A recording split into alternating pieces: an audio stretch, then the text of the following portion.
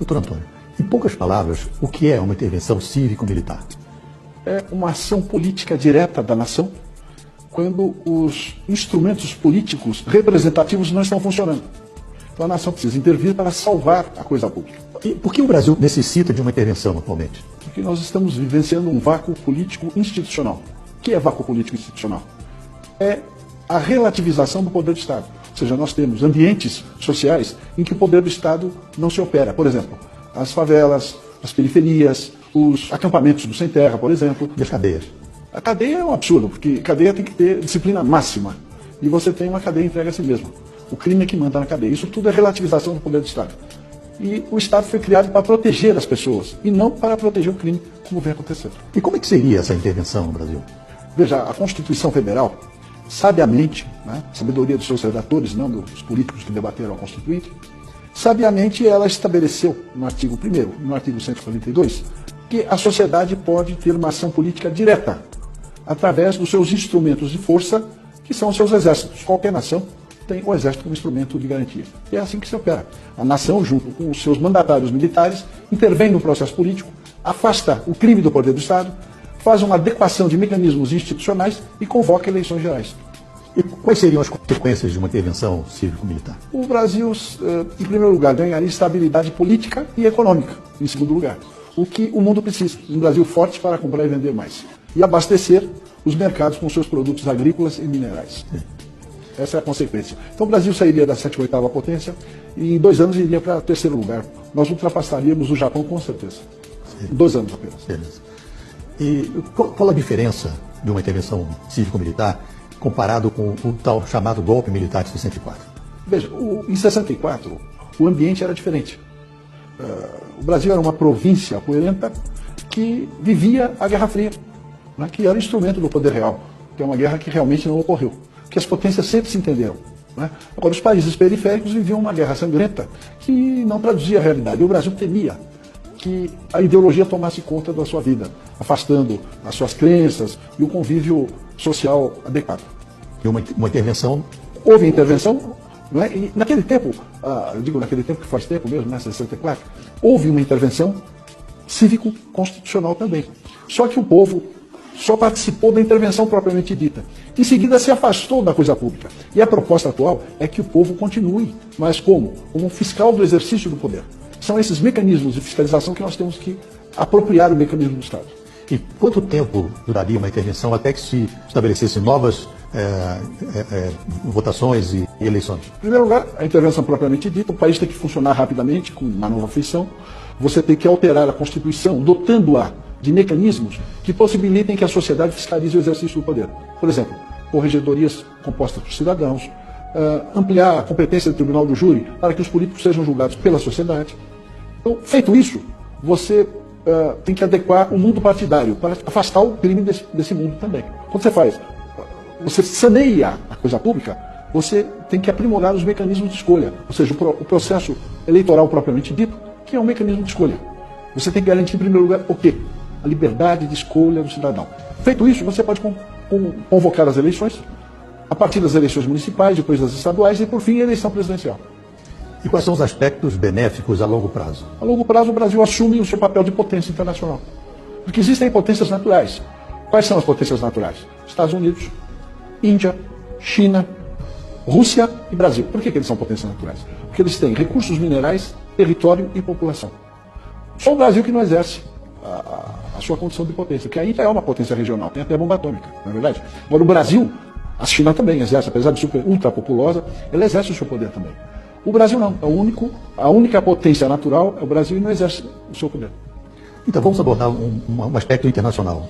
A gente nas reuniões se fala muito sobre o controlador. Para nós que já lidamos com esse assunto já está mais claro, mas para que as nossas plateias, os nossos ouvintes entendessem melhor, o que é o controlador? Bom, veja, todo mundo tem a impressão que o que nos cerca, o mundo existente, é de geração espontânea. Não é. Tudo que existe foi construído por alguém antes de nós. Então sempre existiu uma ordem mundial que estabelecia o funcionamento dos países, do mundo, as relações comerciais, a segurança das pessoas. E toda ordem pressupõe comando. Então sempre existiu um comando das potências mundiais. O Império Romano tinha seu controle sobre as províncias e o Império Britânico continua tendo. eu digo Império Britânico, soa algo meio antigo, mas não é. O Império Britânico continua exercendo o seu poder plenamente. Ele só deixou de ser colonizador direto. Ele exerce o poder sobre a técnica de governo indireto. Quem manda no mundo são as monarquias europeias no poder. O controlador financeiro, o controller financeiro das potências monárquicas europeias é o Banco Rothschild & Sons, que controla a economia e a política mundiais através do sistema financeiro internacional. Ele verticaliza a produção de minérios, por exemplo.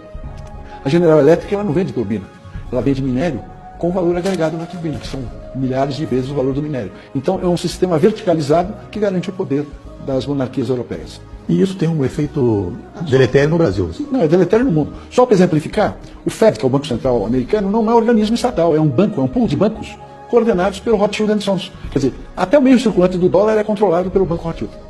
E no Brasil, quem são os seguidores? É a classe política, porque você tem o controlador, os agentes conscientes e os idiotas que acham que sabem alguma coisa, que são os agentes inconscientes, aquele tipo, eu sou da paz, sou pelo desarmamento e o problema indígena. Então, a classe política são os agentes conscientes do controlador. Eles são os gerentes das determinações internacionais, que submetem o Brasil à escravidão. Todos os políticos. Todos. Na sua opinião, quando o presidente Trump assumir, e caso haja uma intervenção cívico-militar aqui, qual que você acha que seria a posição dele em relação a isso? Veja, o mundo precisa de um Brasil estável política e economicamente. Por quê? Porque se você aumentar a renda através de uma estabilidade política e econômica, você aumenta o comércio internacional 5 vezes. Isso vai garantir estabilidade política e econômica na Europa, nos Estados Unidos e garantir a segurança alimentar da Ásia. Então, só o Brasil é que pode fazer isso. Porque um Brasil estável, ele puxa para o mercado de consumo 400 milhões de latino-americanos. É um mercado considerável, que tem a vantagem de não pressionar as fontes produtivas de alimentos, que aqui nós produzimos alimentos, e commodities minerais, porque nós produzimos as commodities. Então não vai haver uma pressão sobre o preço das commodities. Agora, o Trump foi uma reação do povo americano contra o controlador. Por quê? Porque o Fed manda nas finanças americanas. E quem manda no Fed é o controlador. Então, nessa medida, os Estados Unidos, quando elegeram o Trump, eles estão procurando a autodeterminação. Lá foi possível pelo processo de escolha eleitoral, porque o processo é adequado. Agora, o nosso processo de escolha, nosso mecanismo de escolha eleitoral é inadequado, é só para o crime ganhar. Então é impossível você autodeterminar o Brasil através do processo político partidário. É por isso que nós temos que intervir nesse processo e garantir que o Brasil seja uma potência a curto prazo. Eu sei que o assunto nióbio é muito extenso, mas se a gente fizesse um resumo do qual seria a vantagem de uma intervenção militar na questão do nióbio? Bom, o nióbio é um dos principais minérios do mundo moderno, não é verdade? Mas o Brasil produz outros minérios, tem reservas minerais estratégicas de praticamente todos os minérios dos quais o primeiro mundo é dependente. Chega até 100%. Nióbio, o primeiro mundo todo é dependente de 100%. E outros minérios também, terras raras. De sorte que o Brasil perde por dia em contrabando e subfaturamento de exportações de minérios estratégicos $1 bilhão por dia. Só em nióbio nós perdemos $100 bilhões por ano. Só para fazer uma comparação, o ano passado a União arrecadou em imposto de renda à pessoa física, descontado na fonte, $139 bilhões. Só em nióbio nós perdemos $100 bilhões, o equivalente a quase 3 vezes o que ele arrecada com imposto de renda. Então, se você estancar a sangria das receitas com exportações de minérios, você vai reduzir os impostos a menos de 30% do que você paga hoje. Com o imposto único, você passa a pagar 17% ao ano. Com a malha tributária de hoje é 36%. Mas dependendo da faixa salarial é muito mais. Porque, por exemplo, quem ganha R$10 mil paga 30% de imposto de renda, fica 7%. Desconta INSS e outras coisas, o sujeito leva 6 mil para casa. Só que do que ele consome, 50% é imposto. Então ele ganha 10 e fica com 3. Na realidade, quem ganha R$10 mil, que é uma classe média forte, ele paga 70% de impostos, o que é um absurdo. Isso é escravidão. Né? Porque o escravo, acho que ele tinha garantia de teto, garantia de comida, de roupa e de saúde. O patrão dele queria que ele tivesse saúde para trabalhar. Nós não temos garantia de nada disso e pagamos 70% de impostos. É um absurdo. Não, isso é escravidão. Né? Você trabalhar à custa de comida é escravidão. Né? Eles falam tanto de escravidão do homem pelo homem. No Brasil, o governo escraviza o povo. Porque nós temos que estender a lei áurea para o terceiro milênio. Com certeza. Eu espero que com suas palavras, o seu pensamento, a gente possa mobilizar cada vez mais pessoas e que conscientemente saibam o que é uma intervenção cívico-militar para o bem do Brasil e não para uma casta. Eu não diria que seria cívico-militar, porque o setor militar é mero instrumento da sociedade. Então a intervenção é da sociedade. Certo. O Império Romano já tinha isso. Agora, eu quero ressaltar o seguinte, que eu simplesmente estou descrevendo fatos. Eu não estou inventando nada, nem Uai, seu app de vídeos curtos.